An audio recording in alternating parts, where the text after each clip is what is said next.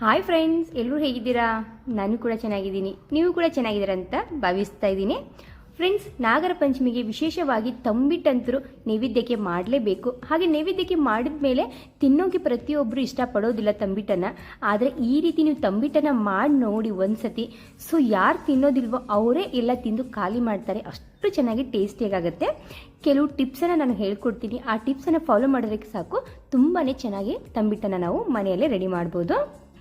Friends, ನಾನಿಲ್ಲಿ ಮೊದಲಿಗೆ ಗೋಧಿ ಹಿಟ್ಟನ್ನು ತಗೊಂಡಿದ್ದೀನಿ. 3/4 ಕಪ್ ಆಗುವಷ್ಟು, 1/4 ಕಪ್ ಆಗುವಷ್ಟು ಹಸಿ ಕಡ್ಲಿ ಹಿಟ್ಟನ್ನು ತಗೊಂಡಿದ್ದೀನಿ. ಹಳ್ಳಿಗಳಲ್ಲೆಲ್ಲ ಜಾಸ್ತಿ ಮಾಡ್ತಾರೆ. ಸೊ ಅವರು ಗೋಧಿ ಮತ್ತು ಕಡಲೆಬೇಳೆಯನ್ನು ಚೆನ್ನಾಗಿ ಹುರಿದ್ಬಿಟ್ಟು ಗಿರ್ನಿಗೆ ಹಾಕ್ಸ್ಕೊಂಡು ಬಂದು ಪೌಡರನ್ನು ಮಾಡಿ ಇಟ್ಕೋತಾರೆ. ಸೊ ನಾವು ಸ್ವಲ್ಪ ಮಾಡಿರೋ ಕಾರಣಕ್ಕೆ ಇಲ್ಲಿ ಸಿಟಿಗಳಲ್ಲೆಲ್ಲ ಜಾಸ್ತಿ ಮಾಡೋದಿಲ್ಲ. ಸೊ ಹಾಗಾಗಿ ನಾನು ನಿಮಗೆ ಇಲ್ಲಿ ಗೋಧಿ ಹಿಟ್ಟು ಮತ್ತು ಕಡಲೆ ಹಿಟ್ಟನ್ನು ತೊಗೊಂಡ್ಬಿಟ್ಟೆ ತೋರಿಸ್ತಾ ಇದ್ದೀನಿ.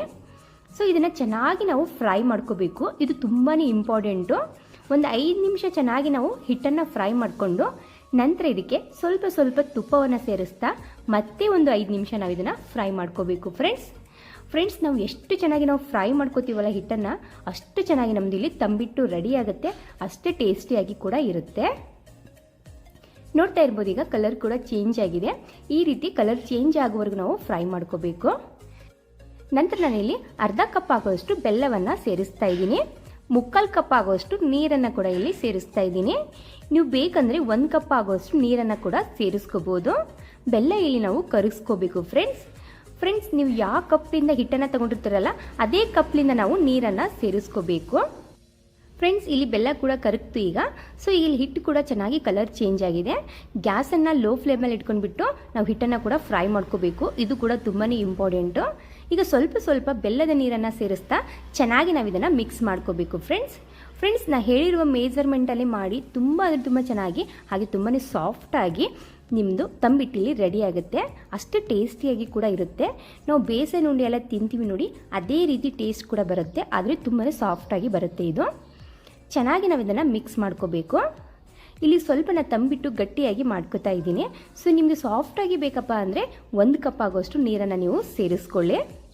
ನೋಡ್ತಾ ಇರ್ಬೋದು, ಇಲ್ಲಿ ಚೆನ್ನಾಗಿ ಮಿಕ್ಸ್ ಮಾಡ್ಕೊಂಡಿದ್ದೀನಿ. ತಳ ಕೂಡ ಹಿಡಿತಾ ಇದೆ.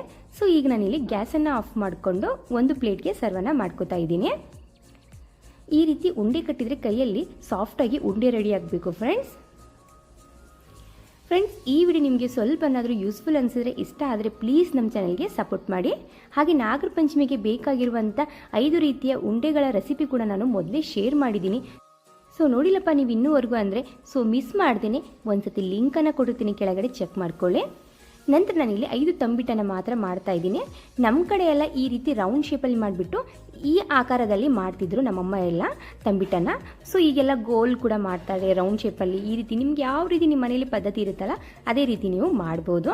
ಸೊ ನಾನಿಲ್ಲಿ ಈ ರೀತಿ ರೌಂಡ್ ಶೇಪಲ್ಲಿ ಮಾಡಿಬಿಟ್ಟು ತೋರಿಸ್ತಾ ಇದ್ದೀನಿ. ನಾನಿಲ್ಲಿ ವಿಡಿಯೋಗೋಸ್ಕರ ಸ್ವಲ್ಪನೇ ಮಾಡ್ಕೊಂಡಿದ್ದೀನಿ.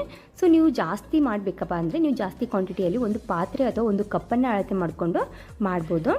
ನಂತರ ನಡುವಿಗೆ ಈ ರೀತಿ ಹೋಲ್ ಮಾಡಿಬಿಟ್ಟು ಅದರ ಒಳಗಡೆ ಸ್ವಲ್ಪ ತುಪ್ಪವನ್ನು ಸೇರಿಸ್ಕೊಳ್ಳಿ. ತಿನ್ನೋಕ್ಕೂ ತುಂಬ ಚೆನ್ನಾಗಿ ಅನಿಸುತ್ತೆ, ಹಾಗೆ ನೋಡೋಕ್ಕೂ ಕೂಡ ತುಂಬಾ ಚೆನ್ನಾಗಿ ಅನಿಸುತ್ತೆ. ನಾಗರ ಪಂಚಮಿಗಂತರೂ ಇದಂತೂ ಮಿಸ್ ಮಾಡ್ದೇನೆ ಮನೆಯಲ್ಲಿ ದೇವರಿಗೆ ನೈವೇದ್ಯಕ್ಕೆ ಅಂದರೂ ಮಾಡೇ ಮಾಡ್ತಾರೆ. ಸೊ ಯಾಕಂದರೆ ಎಲ್ಲದಕ್ಕಿಂತ ಇದು ಮುಖ್ಯವಾಗಿದ್ದು ನಾಗಪ್ಪನಿಗೆ, ಅದರಿಗೋಸ್ಕರ. ಫ್ರೆಂಡ್ಸ್, ನಾನು ತಂಬಿಟ್ಟು ಮಾಡ್ತಾ ಇದ್ದಂಗೆ ನನ್ನ ಮಗ ಸ್ವೀಟ್ ರಾಗಿ ಮುದ್ದೆ ಅಂತ ಇದ್ದ. ಸೊ ಅವ್ನಿಗೆ ಈ ರೀತಿ ಗೋಲ್ ಮಾಡಿಕೊಟ್ಟೆ ನಾನು. ಸೊ ಯಾವ ರೀತಿ ತಿನ್ಕೊಂಡ ಅಂದರೆ ಟಕ್ ಅಂದ ಹಾಗೆ ತಿನ್ಕೊಂಡೇ ಬಿಟ್ಟ ಅವನು ಸ್ವೀಟ್ ರಾಗಿ ಮುದ್ದೆ ಅಂದ್ಬಿಟ್ಟು. ಚಿಕ್ಕ ಮಕ್ಕಳಿದ್ರೆ ನೀವು ಕೂಡ ಈ ರೀತಿ ಕೊಡ್ಬೋದು. ಈ ವಿಡಿಯೋ ನೋಡೋದಕ್ಕೆ ಥ್ಯಾಂಕ್ ಯು.